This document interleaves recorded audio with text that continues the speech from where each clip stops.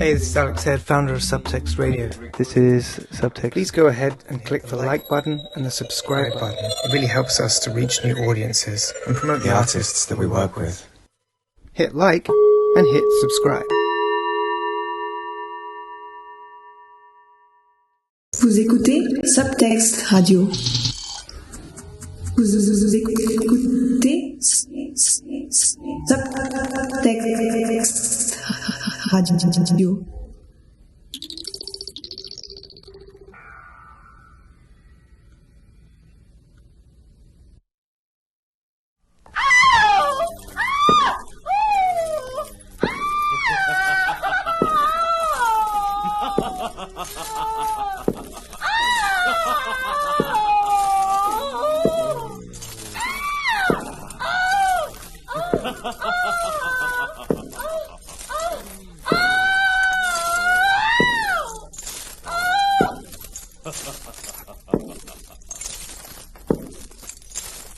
So, you want to visit a haunted house, I think I have one that should suit you. That is, if you dare follow me. You will? Fine. Shall we go, then? Here we are at the door. Happy haunting.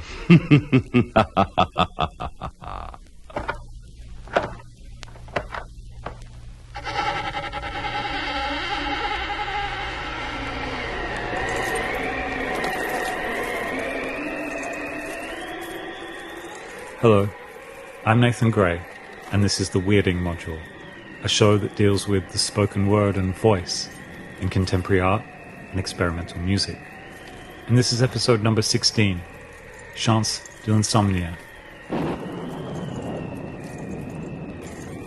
This episode deals with horror, starting with the schlocky sort of Disney horror that you can hear under my voice, working through some ghost stories by Guy de Maupassant, and some YouTube ghost stories.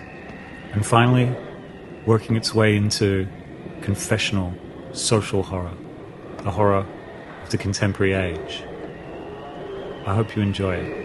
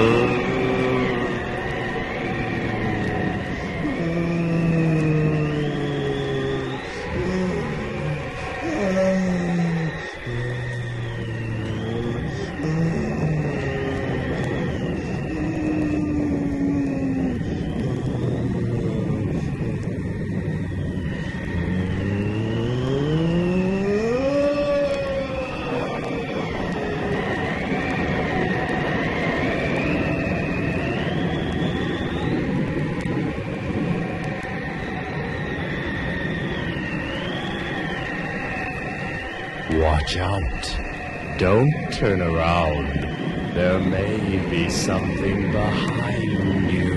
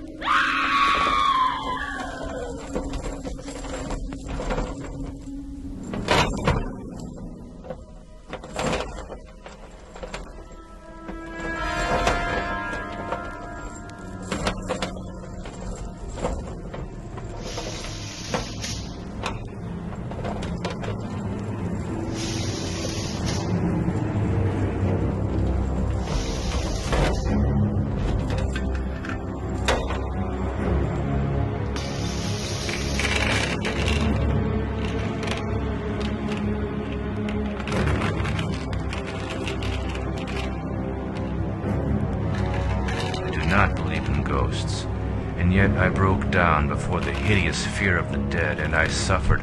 Oh, I suffered more in a few minutes in the irresistible anguish of supernatural dread than I have suffered in all the rest of my life. If she had not spoken, I might have died. But she did speak. She spoke in a soft and plaintive voice which set my nerves vibrating. I could not say that I regained my self-control. No, I was past knowing what I did, but the kind of pride I have in me, as well as a military pride, helped me to maintain, almost in spite of myself, an honorable countenance. I was making a pose for myself and for her, whatever she was, woman or phantom. I realized this later, for at the time of the apparition I could think of nothing. I was afraid. She said, "Oh, you can be of great help to me, monsieur." I tried to answer, but I was unable to utter one word. A vague sound came from my throat. She continued, "Will you? You can save me, cure me. I suffer terribly. I always suffer. I suffer. Oh, I suffer." And she sat down gently in my chair. She looked at me. "Will you?" I nodded my head, being still paralyzed. Then she handed me a woman's comb of tortoiseshell and murmured, "Comb my hair. Oh, comb my hair. That will cure me. Look at my head, how I suffer, and my hair, how it hurts." Her loose hair, very long, very black, it seemed to me, hung over the back of the chair, touching the floor. Why did I do it? Why did I, shivering, accept that comb, and why did I take between my hands her long hair, which left on my skin a ghastly impression of cold, as if I had handled serpents? I do not know. That feeling still clings about my fingers, and I shiver when I recall it.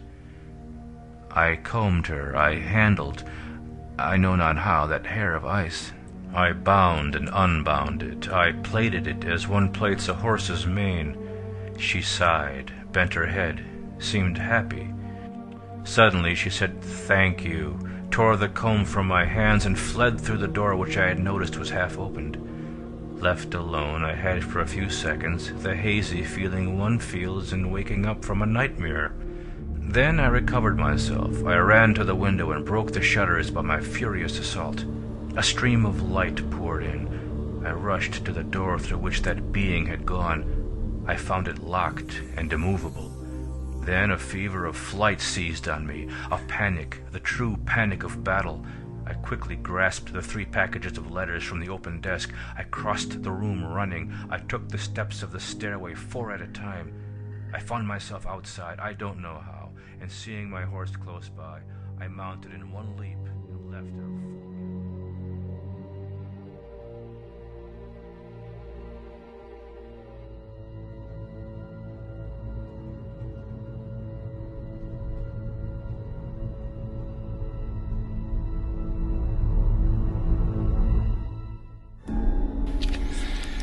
Dead ends right down there. That's it. So right here there's one of those insulators for the wiring, knob and tube wiring. So let's head back out. Sometimes we can see stuff on the way out that we missed coming in because we were facing the wrong direction. But yeah, this is crazy. These timbers up there,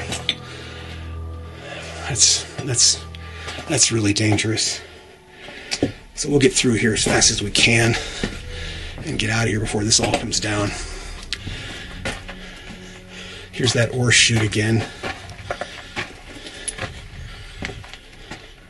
Now I gotta get past this chute.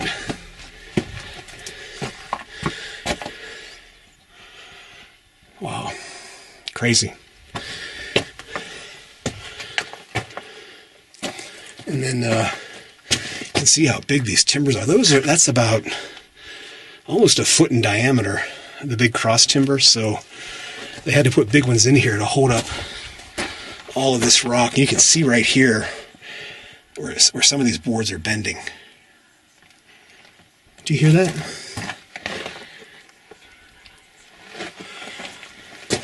Sounds like, what, is that wind? I don't know if you can hear that on the camera.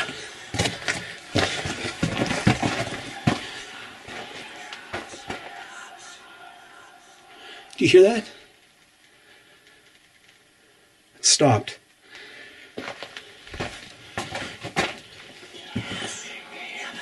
Well, I don't know what that is. That doesn't sound like wind, but that's crazy.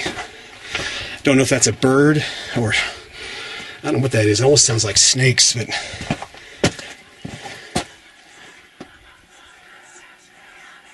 wow. I've heard some weird stuff in mines, but that is definitely creepy. I don't know what that is. So let's get out of here and head back out to the portal. That was weird.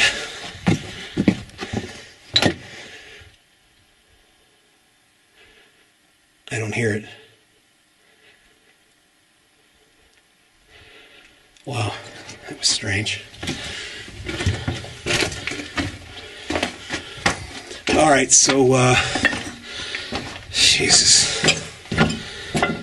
That's the Waldeck Mine main haulage tunnel, and this is the Through Night TN12 flashlight review and demonstration, so highly recommended. The only one thing I could think of would be that it might need a diffuser tip, because see how it makes a white spot? It kind of washes everything out, so, well, I think I keep hearing something. That was strange. I hear the air blowing here. Wow. Anyway, great light. Check the description for more details on the lumens and a link to the Through Night website and other links to Amazon if you want to get this light. It's a really nice light. Highly recommended. So I'm getting out of here, and you can really hear that airflow. I'm getting out of here and heading home. All right, that's it.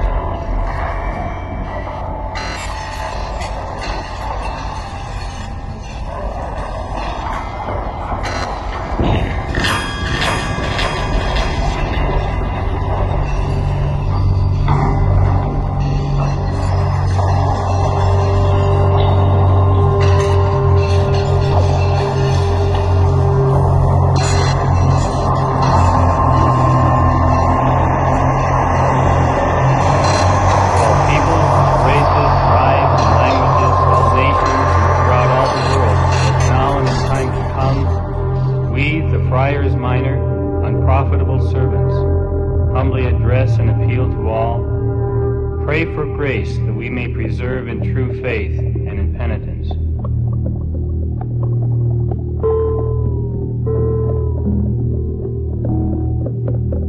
My brothers, we must ascribe all good to the Lord God Most High and Supreme, and acknowledge that all good proceeds from Him. Let us thank Him, the author of all good things, who receives and accepts all honor and reverence, all praise and blessing, all thanks and all glory.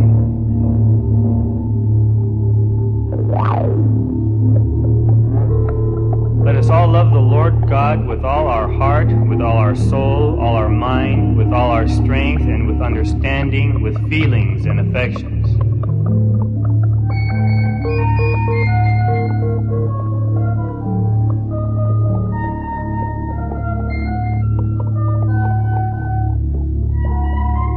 Most high, omnipotent, good Lord, thine be the praise, the glory, the honor, and all benediction. To thee alone do they belong.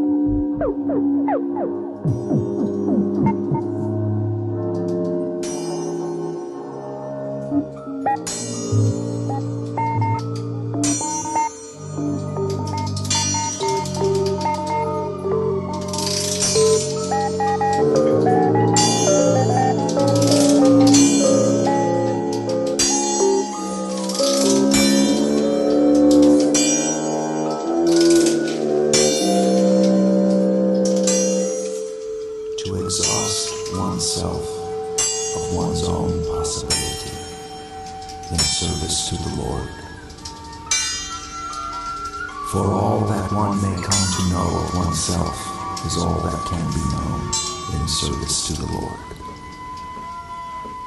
God's experience of each individual is identical to each individual's experience of God in service to the Lord. For each one approaches a greater fullness of expression of oneself to the degree which one draws ever nearer to God in service to the Lord. For the drawing near is an increasing delight.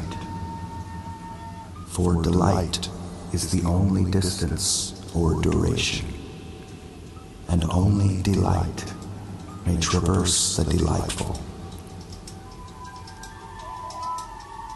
In service to the Lord, one may proceed in shambling perfection, grotesque and full of grace, continuously present in the bliss that is the constriction of the divine embrace.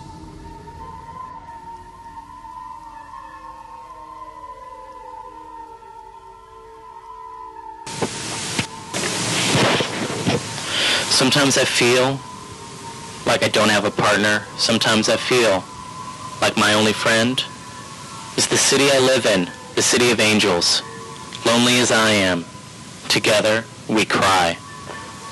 I drive on her streets because she's my companion. I walk through her hills because she knows who I am. She sees my good deeds and she kisses me windy. I never worry. Now that is a lie.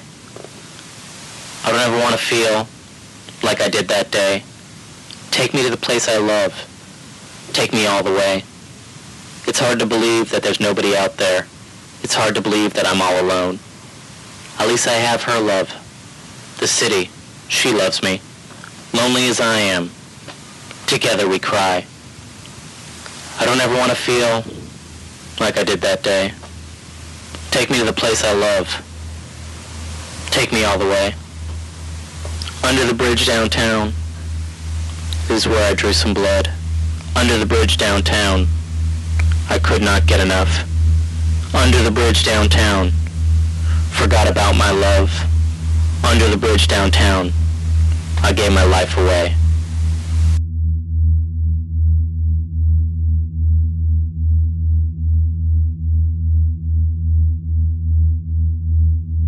I was glad to get that email from you. Don't worry about it. Whatever fucked up shit came down between us, it doesn't matter anymore. People change, that's right. I figured you were off doing your own thing and you didn't remember me. I fucked over so many people, I don't expect anyone to give a shit. I've been in AA off and on for a couple of months, and they make you think about what you do, so I'm better at not going over people's boundaries, like they say. I'm sorry for being such a shithead all the time back then. I make people into my dad, and then I have these big expectations that are just stupid. I wish I didn't do that, but I still do. I just fucked up this thing with a guy here, although I have to say the guy was as much of an asshole as me. I don't have anybody right now, and I get fucked up when I'm alone. I was clean for 4 months, but now I slipped and everything goes to hell when I'm using, so your letter came in a good time, because I've been feeling like nobody gives a fuck. I'm sleeping in my van right now because I don't have anywhere to live and I'm getting tired of it. I was doing pretty good for a while there. I got married to this woman Elaine, and she's going to have my baby. I was with her for a while, and that was a good time in many ways, but I couldn't play it the way she wanted me to play it, so she kicked me out. That's over. She has a restraining order against me, which I deserve because I got kind of crazy toward the end. I don't know if you want to hear all this shit. You seem to think I was somebody special, and you always did, no matter how much I fucked you over, which is why I loved you like I did, but it hasn't worked out that I'm so special. That's probably why I was such an asshole to you, because you thought I was so special, and I knew I wasn't, but I wanted you to believe it, so I wouldn't let you have what you wanted, because I knew if you did that shit for real, it wouldn't be like you thought what you thought, because I'm just another fucking asshole like all the others. But then it got fucked up between us anyway, and later I thought I was a total prick for not letting you just have what you wanted, because you were so nice to me, and I should have given it to you, because it's probably the only thing I could have given you to thank you and show you that I cared, but I didn't, so I've always felt like an asshole. I sort of wanted to do it, you know. I was just scared you'd think big deal, because let's face it, that's what happens. It's not like I've been a saint since I last saw you. I try not to let people have me because it always fucks me up, but then I don't keep jobs very well and I need money, so I let people have me just so I can get by and so that I have something in my life. So I'm not scared of that shit anymore. I don't have big hopes about it. I still had big hopes about it when I was with you. I just thought if I waited until I had my shit together, it wouldn't be like I wasted my life. Then that time you started to go for it and I freaked out. I thought I blew it. I didn't have my shit together, and now I know I'll never have my shit together, so I feel like an asshole for freaking out. I don't know why you wrote to me, and I'm trying to understand why. The day I got your letter, I went to a meeting and told them about you and asked them what they thought. I didn't tell them you tried to kill me because they wouldn't understand, but I told them almost everything else.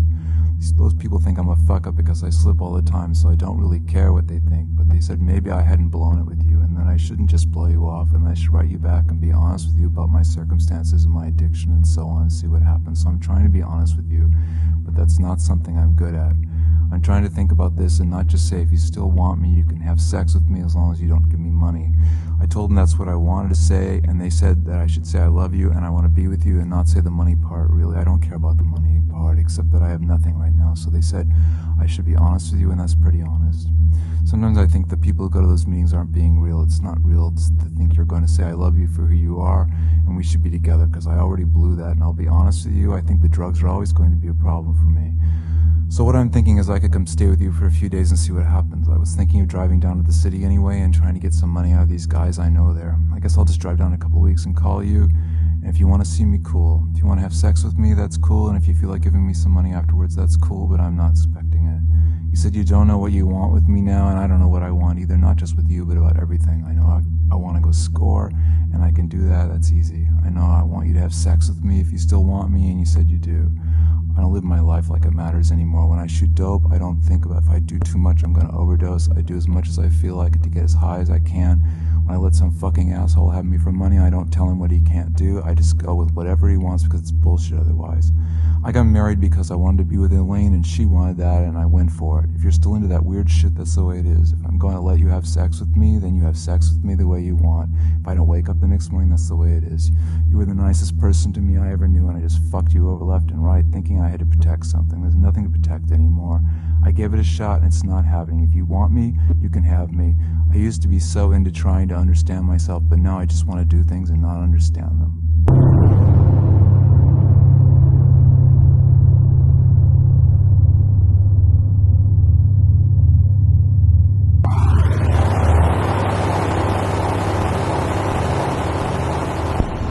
The whites are lost in a daze. I never feel at ease when their icy eyes are crusted over with a glaze of blatant bloody shock. The whites stay stupefied. When caught in the gaze of the whites, the black body's countenance plunges in dismay and speculation. The whites have designed a neatly structured needle. The whites have designed a neatly structured needle. Clean neutral colors, sleek brutalism dissolve standard experiences of them into smooth, pleasant swirls. Everything at arm's and imagination's reach. No styles, no options. Just rules. Here I am. The body. Butt naked. Wrapped in a sheet. Erect and exposed.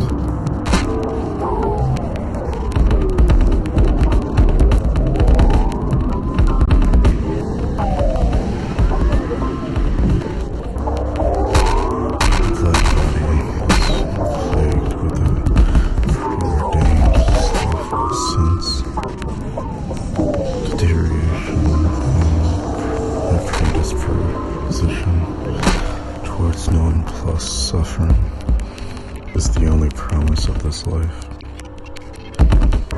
The negotiations between the black body and the whites always seem the same.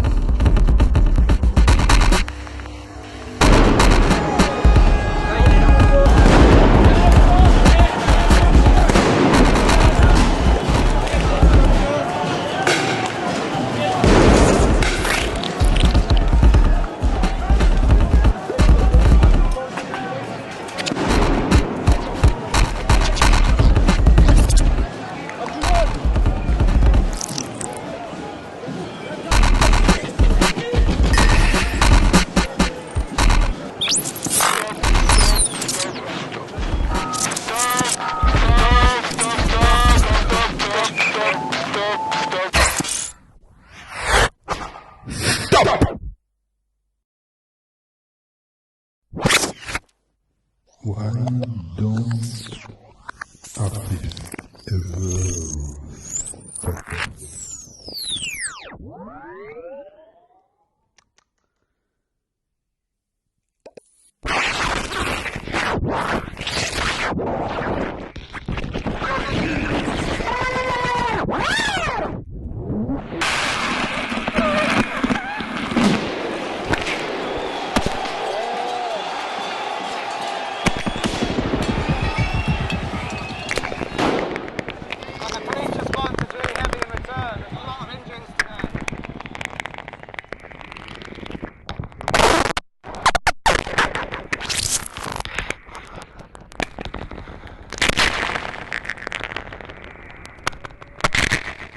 Why don't artists ever stop?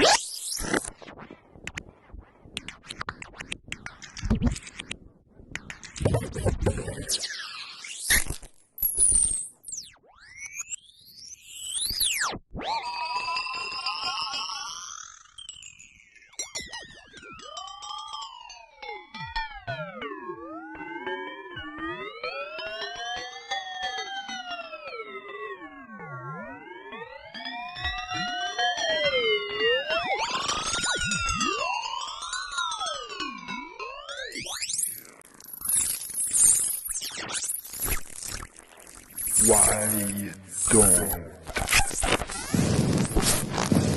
No. Daddy, how you doing? Just laying and thinking about you. I was dreaming about you. I woke up so horny. I wish I could eat your pussy right now. I need you so bad. I wish you were sitting on top of me, riding me. I wish I could plug your doggy style.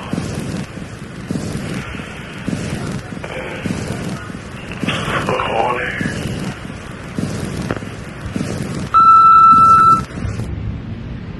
I was sleeping. I don't remember if I was dreaming or not. I stumbled out of bed. I picked up the phone. Hello? I was trying, half asleep, to remember who it was. Who is this? And he said, you know who it is. Hello, Sylvia. This is Archie. How are you? Hello, Sylvia. This is Elvis. Hi, Sylvia's machine. Sylvia had... Hi, Sylvia. Sylvia, hello. And he would continue to speak. And it wasn't. And so I asked him again, who is this? And he continued, oh, did I wake you up? And I answered him, yeah, you woke me up. Hey, this is Sylvia. Please leave your message after the beep. Thanks. Bye.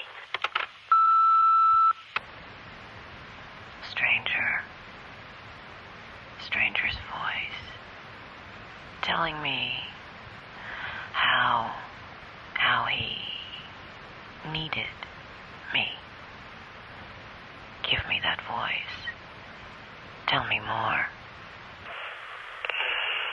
wish I could eat your pussy right now. need you so bad.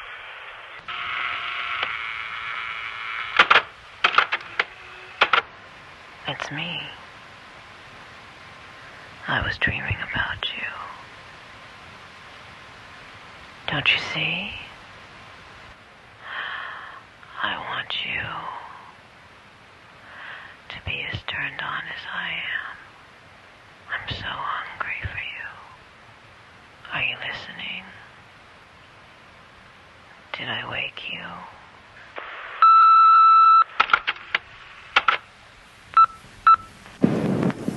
What does it mean? The telephone rings and I pick it up. The telephone rings and I pick it up. The telephone rings. What does it mean that the telephone rings and I pick it up?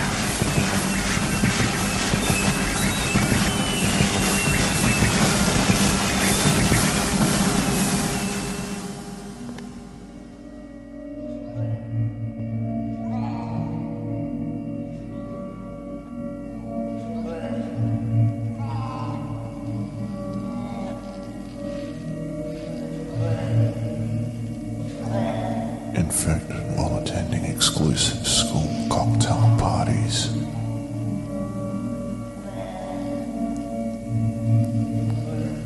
Two people who had contact with the jet setters have since been put on ventilators.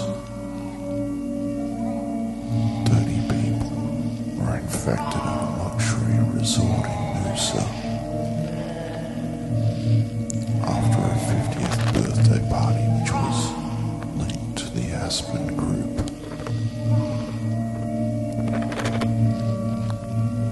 One member of the cluster confirmed she'd been infected with the virus.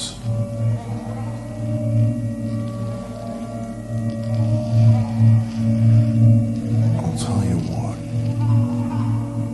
if we lived in Box Hill and I'd been to Bali, no one would care, would they?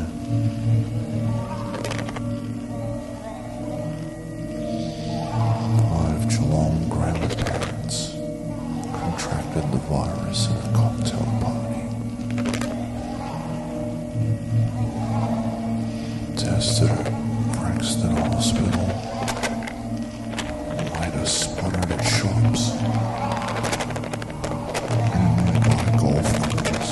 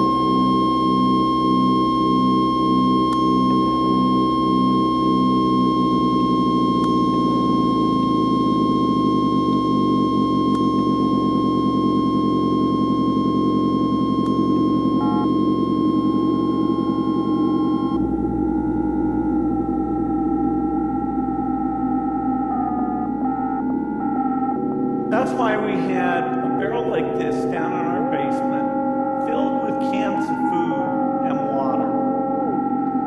When the nuclear attack came, we were supposed to go downstairs, hunker down, and eat out of that barrel.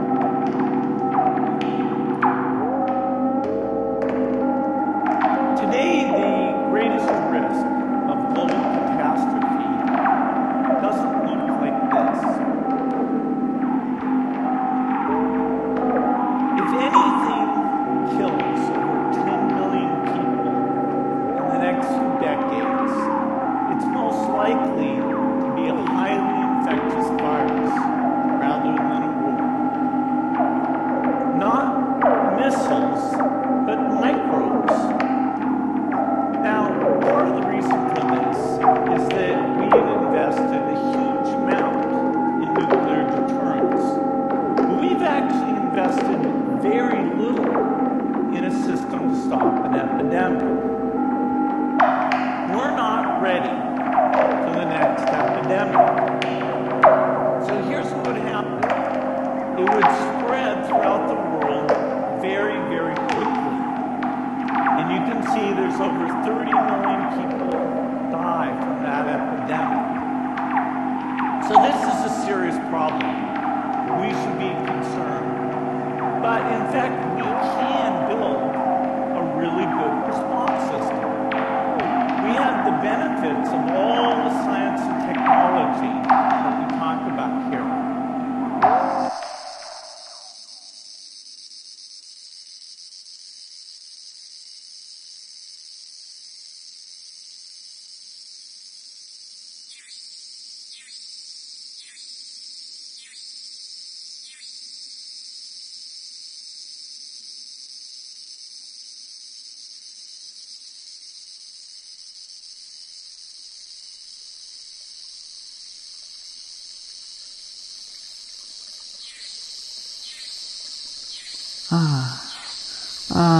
I remember now that fine Brazilian three-master which passed in front of my windows as it was going up the Seine on the 8th of last May.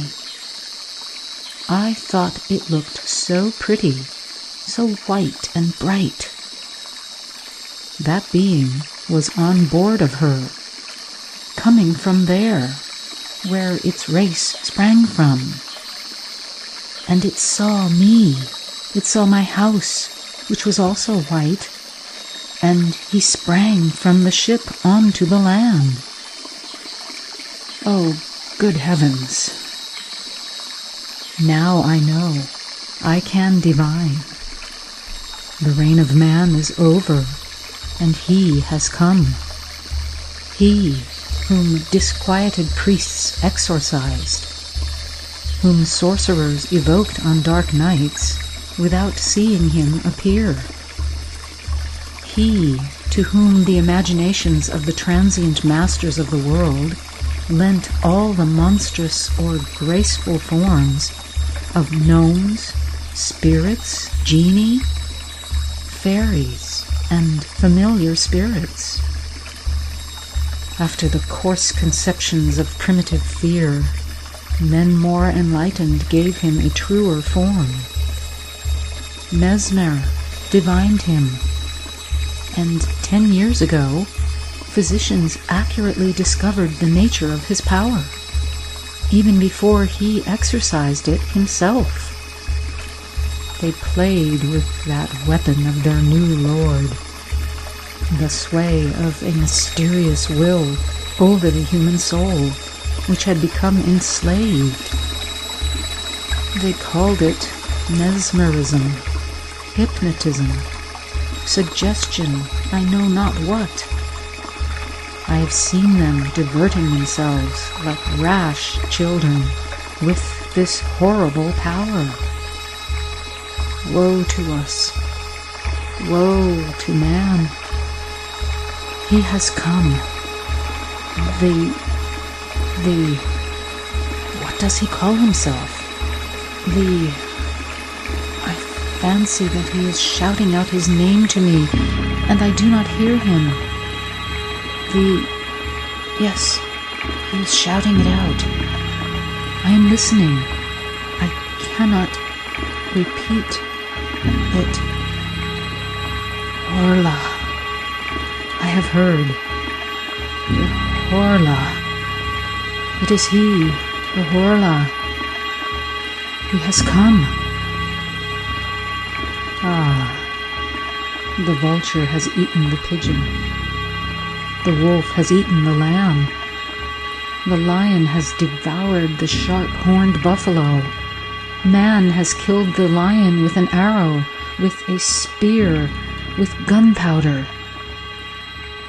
But the Horla will make of man what man has made of the horse and of the ox, his chattel, his slave, and his food, by the mere power of his will. Woe to us.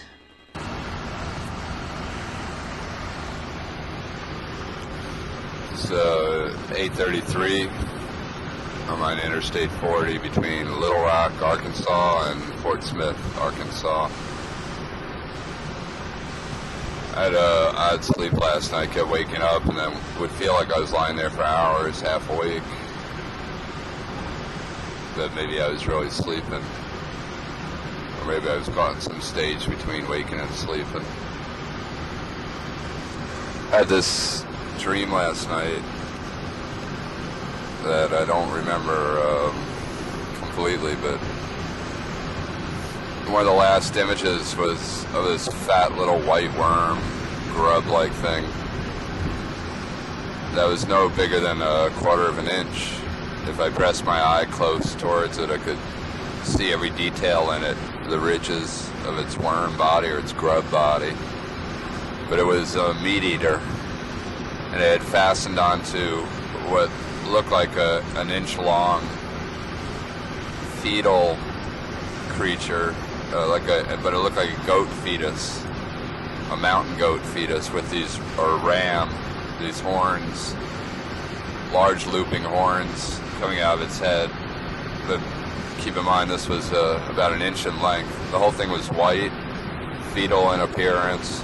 The horns were translucent like fingernails. And this grub had fastened onto the body and was trying to eat it.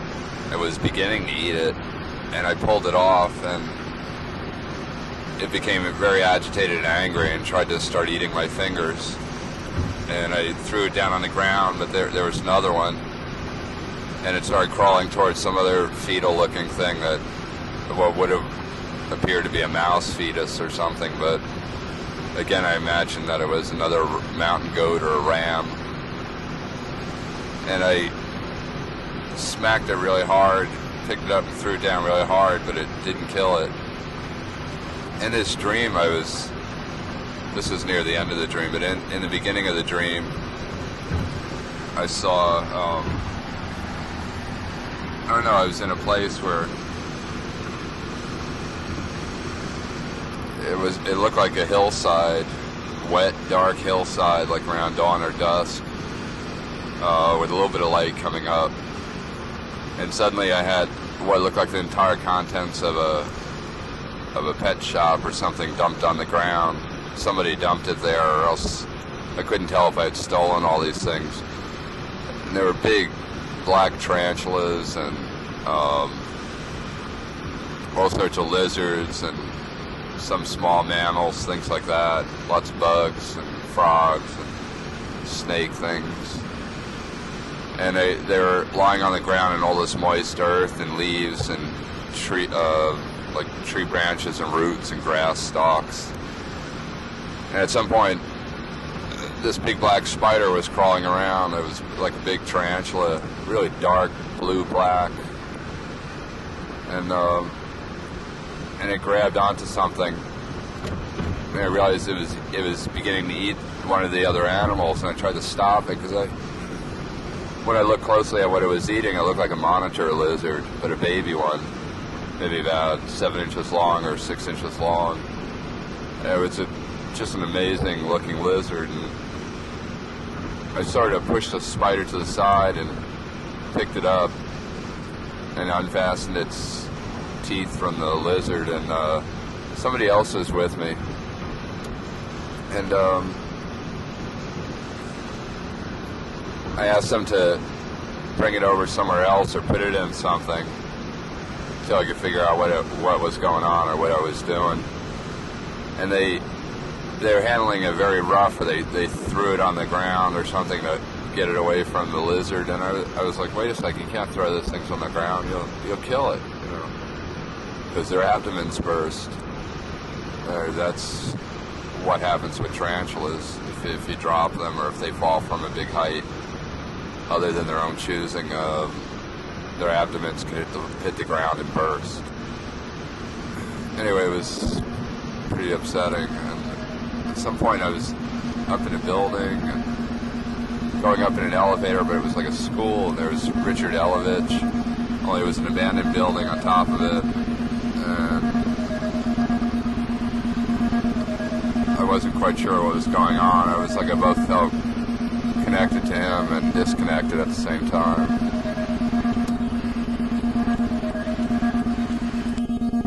Look at my face. You have aged me. You have aged me. Lines of suffering. Lines where tears ran and continue streaming. Rivers and canals of the woman who weeps. The women who weep over this whole world crying, you did this! You do this and don't remember. You do it to me. Do it to yourself. You did this! There's a mirror, silver. I look to find myself. You do this! And I go into my parallel universe, silver. And there's water. There's no talking there. Not lonely, but alone and suspended. Not studying myself, not staying awake studying myself, just alone, aging. You did this! Your mouth and your cunt. You did this!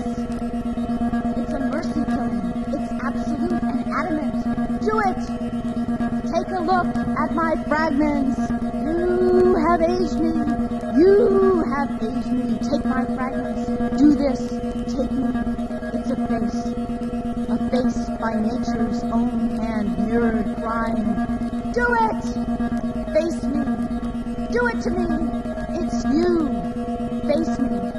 Rivers and canals of the subtle woman body, streams by nature's own hand painted, silver, silver for solitude, silver for ice.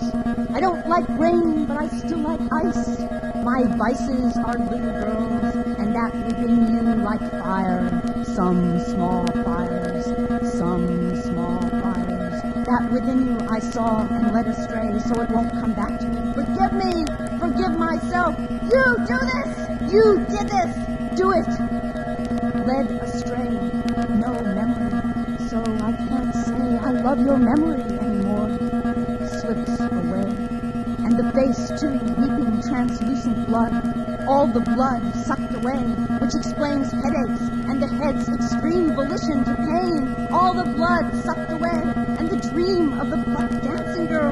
All the hairs plucked away, from she who bristled like a wild animal, from she who danced once, got sucked away. I watched the pores, as if through a microscope. Bloodless I drank, plucked and sucked away. A little wild animal, wild from concentration on the dance. It was her whole life. You did this! You do this! Suck yourself away. No talking, but sucking sounds. In this other universe I'll stay. Sucking sounds from the mouths and pores, absorbing the weeping of the other universe. So when I say good luck, I'm talking to myself. And may you have guidance like starlight along the way. Nothing, I'm nothing to myself. And may you be nothing in the way. No memory. You did this! Sucking yourself away. The parents give you your body, but not your subtle, jumping mind. You do this! Suck yourself away. Mercy killing, more mercy killing. You do this! Suck me away. And the body moves towards decay, and the mind still dancing, and the face is weeping, and the eyes gone astray. You do this. Do it. Lead me astray.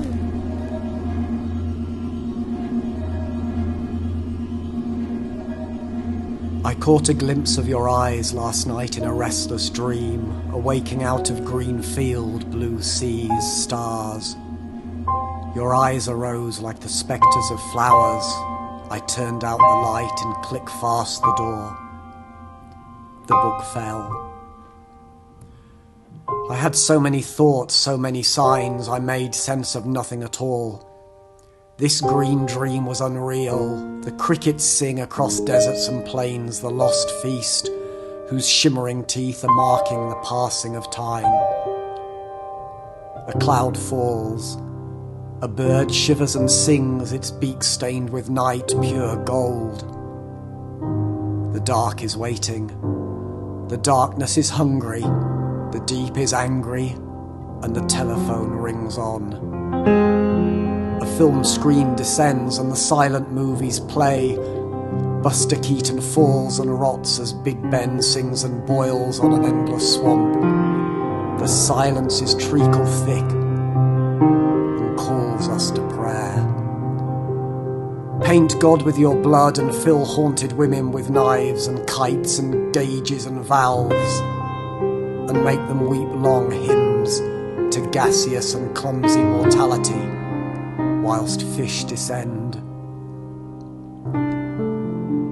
Remember, remember the burning ember embedded in your chest. The soul watches TV and gorges itself on blood and popcorn. Now that's what I call decay, decline and hard times. Hard times, very hard times, Mr. Lindsay. Hard times and winter so cruel. You have stopped my watch at the stroke of 3 and call for the police. But there's a time for tea and a time for expiring, and the notice to quit is in the post. And you should know, your little cow and calf is gonna die.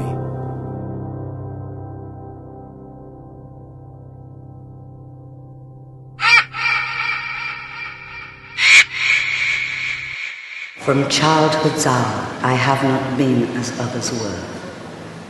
I have not seen as others saw. I could not bring my passions from a common spring. From the same source, I have not taken my sorrow. I could not awaken my heart to joy at the same tone. And all I loved alone. Then, in my childhood, in the dawn of a most stormy life, was drawn from every depth of good and ill the mystery which binds me still. From the torrent or the fountain, from the red cliff of the mountain, from the sun that round me rolled in its autumn tint of gold, from the lightning in the sky as it passed me flying by, from the thunder and the storm, and the cloud that took the form when the rest of heaven was gone, of a demon in my view.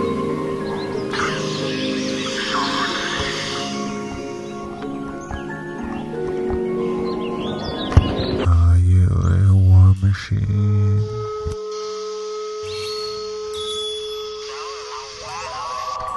Are you a war machine?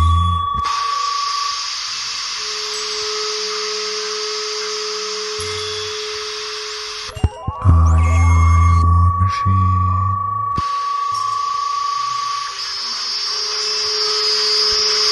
Are you a war machine?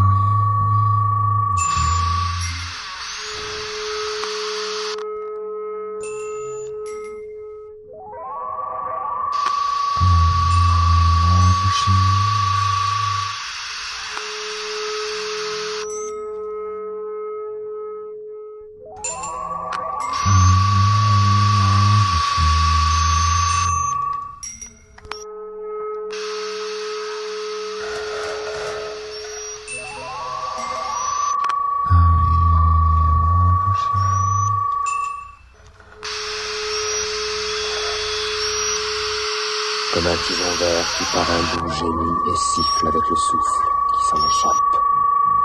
Ainsi, de ses troncs jaillissent des paroles de sang.